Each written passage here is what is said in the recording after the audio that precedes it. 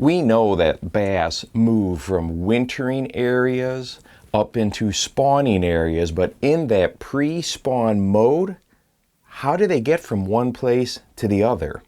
Well, that's what we're going to talk about today.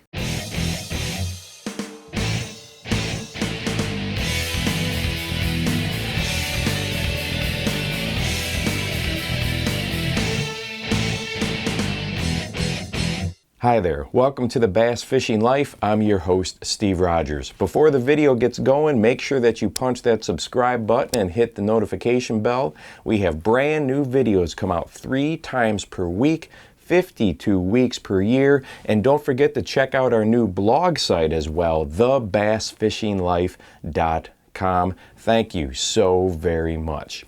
Well, most of the country is in that pre-spawn mode, or some places are actually in the spawning time of the year.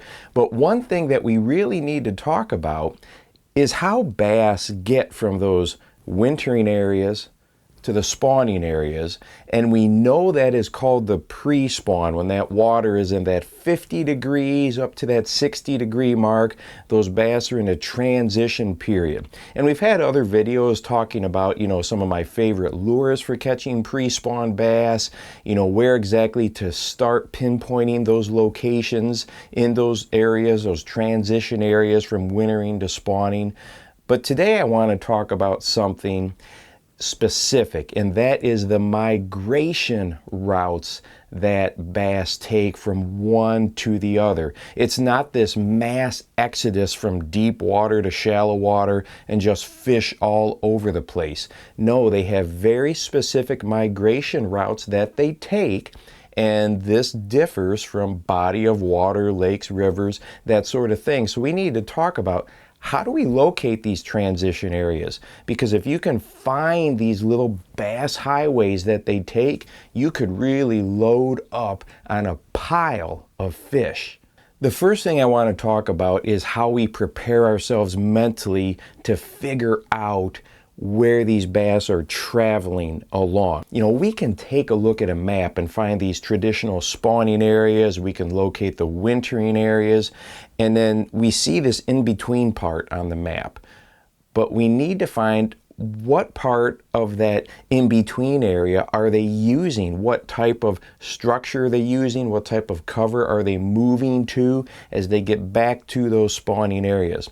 Well, a friend of mine from down in Arkansas, he gave me a great tip one time, and he said, as you're driving down the road, driving down the interstate or wherever you're at, imagine the world, the entire world, submerged underwater. Now you're looking at all the agricultural fields underwater, the overpasses, the bridges, your neighborhood underwater. If this was all underwater, think about how would you get from one place to the other while still feeling protected. Even as humans, we are creatures of habit, and we follow very specific paths. We just don't randomly wander around. We go to state parks. There's trails all over the place that, humans have put in. The bass are the exact same way. So as you look at this underwater world, think about that fish. How would they get from a deep spot to a shallow spot? And we can really kind of picture and understand how those fish are going to travel. That was a wonderful tip that has really helped me out and try to understand what's going on underneath the water. Some very typical migration routes, especially if we're talking some of the bigger reservoirs, are creek channels. We know that these were small rivers and streams that were dammed up to create these massive impoundments like a Table Rock Lake. So creek channels are very traditional migration routes. It's like an underwater highway. Some other things that bass will migrate along are ditches. And people sometimes will ask me, well, how do we find an underwater ditch?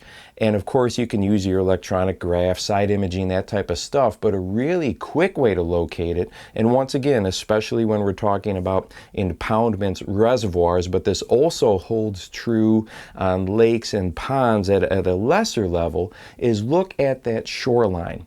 and see where there is natural runoff and natural ditches up in the shoreline. Most of the time, those ditches on the shoreline transition down into the water a ways as well. Kentucky Lake is really well known for this. They have very defined ditches, and you can see them coming right off the shoreline and going right down into the water. Those types of ditches are great migration routes for bass to follow. So you got your creek channels and you have your ditches. Those are two big ones. The other thing that bass will follow is a transition point, and by transition point, I'm referring to a change in bottom composition. So if you have kind of a muddy area that's right up alongside a rocky area, that transition line will be an excellent point.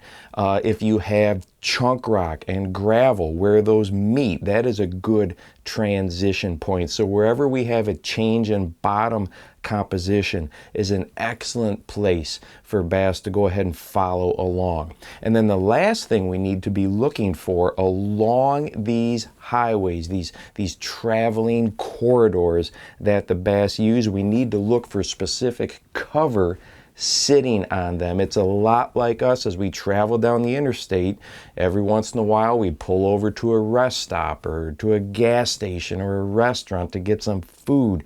Same thing for the bass. If they're following a ditch, are there some big boulders piled up on that ditch or a brush pile piled up on that ditch? So as you locate these travel corridors, look for cover on those, and those are going to be what we call staging spots, staging locations. And in those staging areas, you can just find some real piles of pre-spawn bass sitting there waiting for that water temperature to get up above that 60-degree mark. So that's a real key thing to look for. So once you locate a migration route, look for cover sitting on those migration routes. Okay, we can see as we zoom in here, this is a particular location that I have caught lots of spawning bass in the past down here on this point, and it's pretty clear that the travel area or the transition type of zone on this lake and this location is the bass are traveling from point to point to point as they come out of deep water, and then much of the cover that they're hanging on, the staging areas, are up under big floating docks that are sitting over rock transitions, and they slowly move their way back, and this dock here especially is a big staging area as they make that final move to the back part of this particular cove. Well, I hope that you found this video informational and it maybe creates a mindset of that world under the water that we can use to locate those bass in that pre-spawn time of year. We need to understand they are not going to be spread out all over the lake. They're going to be coming out of wintering areas, going to spawning areas, and they're using very specific migration routes. There's going to be lots of fish grouped up, and that's what makes the pre-spawn challenging. We can go through lots of empty water before we find a big group of them, but as long as you think of travel corridors, migration highways, and picture that world that we live in underwater, how would we get from one place to the next? When we can find those, you're going to find a lot of pre-spawn bass. So I hope this helps you out. Hey, if you have any comments or suggestions, go ahead and drop them down below, and don't forget to go out and encourage someone today. You never know how you might just change their life. For the Bass Fishing Life, I'm your host, Steve Rogers.